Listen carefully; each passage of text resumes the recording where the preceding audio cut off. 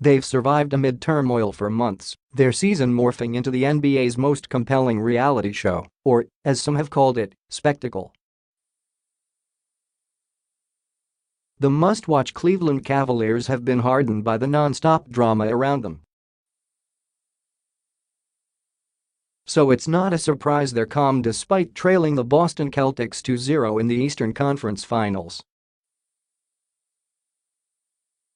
"We know what it takes," coach Tyronn Lue said. "We're down 0-2. No need to panic.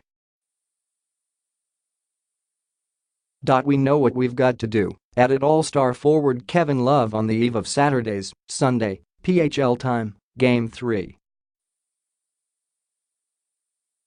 The Cavs have been in dire straits before in the postseason. Just 2 years ago, Cleveland trailed 2-0 and then 3-1 in the NBA Finals to Golden State before coming back to win in 7 games and end the city's 52-year championship drought.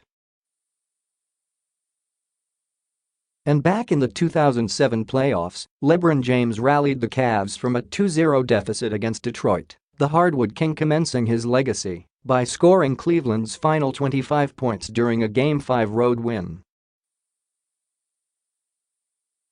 But while Cleveland has some comeback history on its side, Boston has momentum and the Celtics intend to keep it.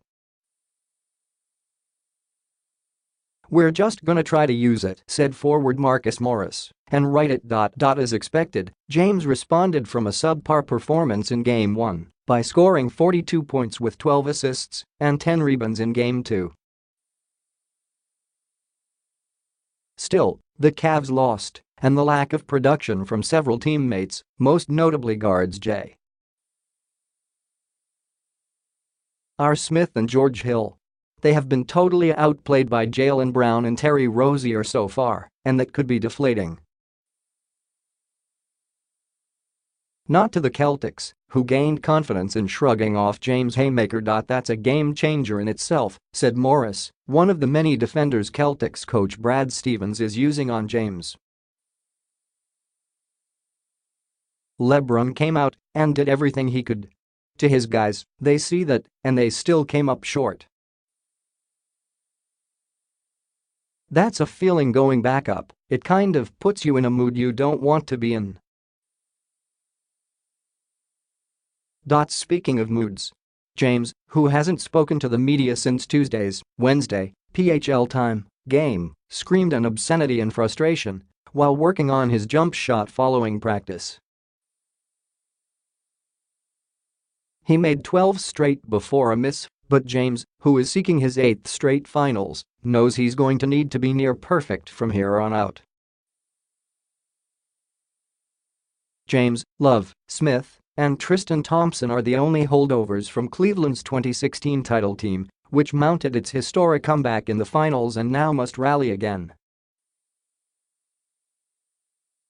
"I was talking to some of the guys in the training room, and I was telling people it was already the Eastern Conference Finals," Smith said. "Being in this situation repetitively for the past couple years, I don't want to say you get numb to it, because you don't want to take it for granted, because obviously guys don't have this opportunity too many times, but this season alone has been an extremely weird year and we just got to figure it out." To the outside world, Cleveland appears in trouble. They're facing a younger, more physical team that has been written off several times already. To the Cavs, this is just another bump in the road. They've already staved off elimination against Indiana. "We played a Game 7, Lue said. "The danger's not like we come out and don't play well tomorrow and lose, it's over. We still have games to play. It's not like it's a Game 7. They did a good job taking care of their home court. They played well. Now we're back at home. Road work ahead. The Celtics haven't traveled well in these playoffs. They're just 1-4 outside Boston, and their shooting percentages have dipped on trips to Milwaukee and Philadelphia. But after losing 3 road games to the Bucks in the first round, the young Celtics showed poise in stealing a Game 3 win in Philadelphia that has convinced them they can win in Cleveland. "We're pretty confident," Brown said. "Just as confident as we are at home. It's different between being on the road and at home, just the energy disparity. At home, it's for you, away it's against you.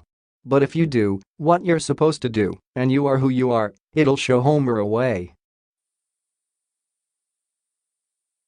Need for speed, the Cavs know they need to play faster.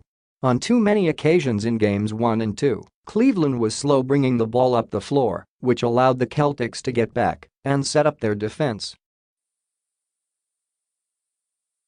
Lue has been harping on his players to quicken the pace. "We have to come out with a sense of urgency to attack early, don't ease into the game, or let this team off the hook," Lue said after practice Saturday, PHL time. "We know they play well at home, and they had 2 good games, so now it's our turn.